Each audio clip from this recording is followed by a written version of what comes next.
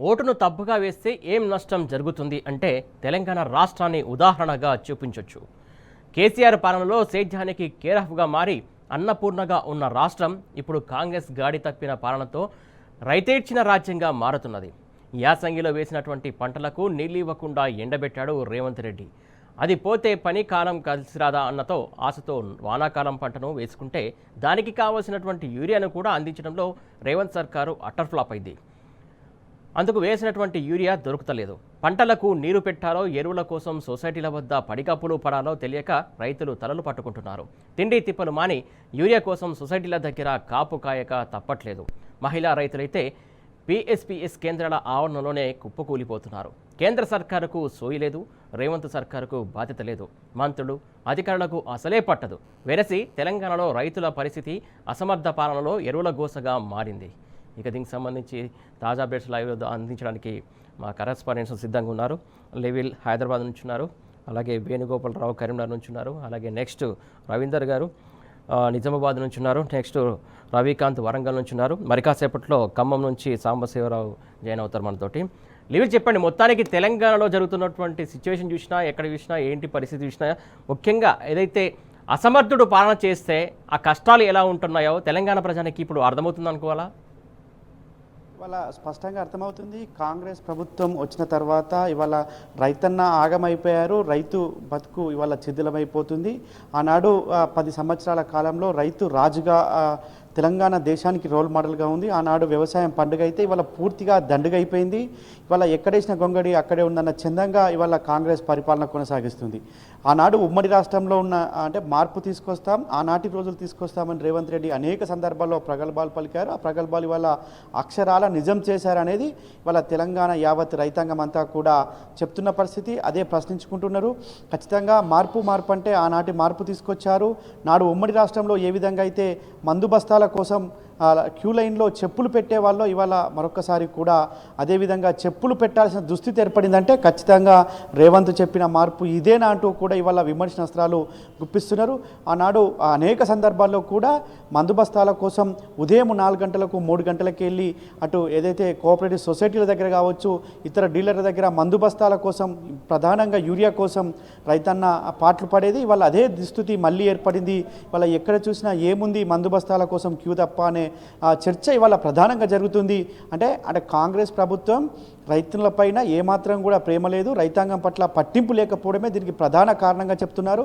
వ్యవసాయ శాఖ మంత్రి వ్యవసాయం అంటే ప్రధానంగా వానాకాలం పంటలు ప్రారంభమవుతున్న 1-2 నెలల ముందు నుంచేలే రాష్ట్రంలో ఎంత విస్తీర్ణంలో పంటలు వేస్తారో, ఎంత సాగు విస్తీర్ణం ఇవాళ ఏ పంట ఏ రకాలు వేస్తారు, ఏ జిల్లాలో ఎక్కువగా యూరియా కావచ్చు, ఇతర డిఏపి ఎరువుల వాడకం ఎక్కువగా ఉంటుంది, ఆయా జిల్లాల సరఫరా అయ్యింది, అన్ని అంశాలపైన కూడా ఒక సమీక్ష నిర్వహిస్తారు. అంతేకాకుండా కేంద్రం నుంచి రావాల్సిన ఎరువుల వాటా ఎంత, ఇతర రైతాంగానికి ఇవ్వాల్సిన వాటా ఎంత, రైతులు ఏ విధంగా పంటలు వేసుకుంటున్నారు, ఏ పంటకు ఎంత జరుగుతుంది, గత సంవత్సరం వానాకాలంలో కావచ్చు, గత సంవత్సరం యాసంగిలో వేసిన పంట సంబంధించిన యూరియా వినియోగం ఎంత, ఇవన్నీ కూడా బేరీ చేసుకొని రాష్ట్ర రైతాంగానికి ఆ సందర్భంగా ఇండెంట్ పెడుతుంది కేంద్ర ప్రభుత్వానికి.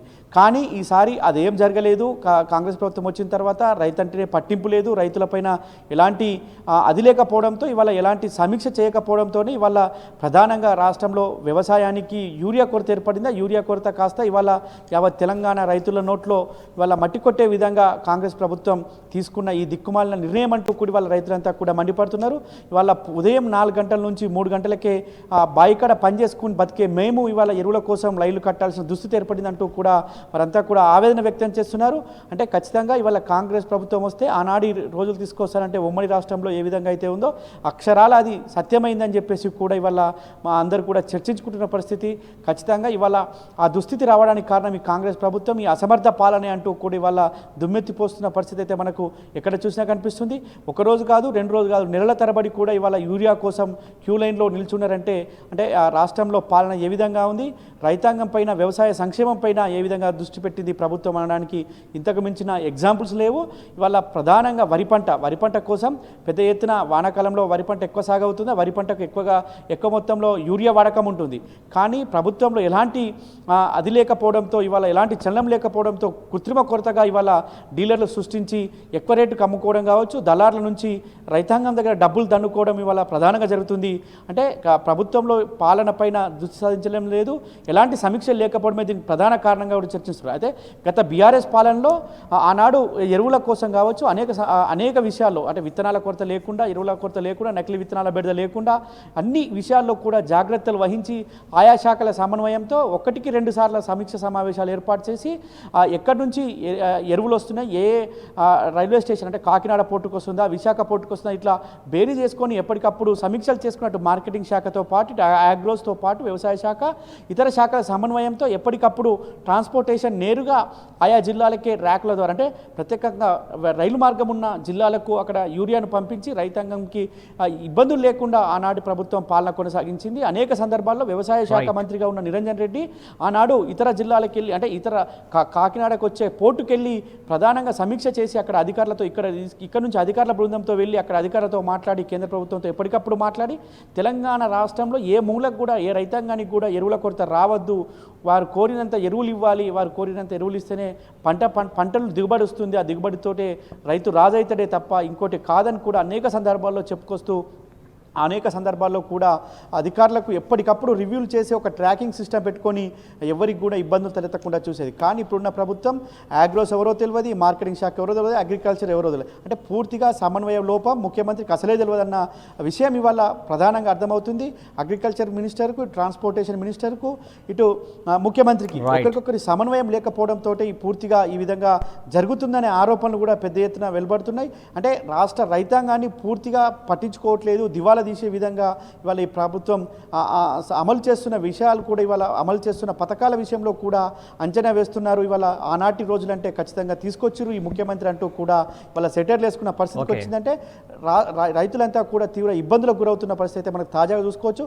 ఇప్పటికైనా ప్రభుత్వం కళ్ళు తెరిచి తెలంగాణ రాష్ట్ర రైతాంగానికి ఏం కావాలో, ఎక్కడ ఏ జిల్లాలో ఎంత యూరియా వినియోగం, ఏ జిల్లాలో ఎక్కువ డిఏపి ఉపయోగం పడుతుంది, ఆ రైతాంగానికి అందించే చర్యలు చేపడితే ఇప్పటికైనా కొంతలో కొంత రైతాంగానికి మేలు జరుగుతుంది, రైతు కాళ్ళరెగరేసుకొని బతికే రోజులు వస్తాయి. కానీ కాంగ్రెస్ ప్రభుత్వంలో అది కాదు అని చెప్పేసి కూడా ఇవాళ రైతులంతా కూడా ఆలోచిస్తున్న పరిస్థితి మనకు స్పష్టంగా కనిపిస్తుంది. Suresh, right, thank you లివిల్.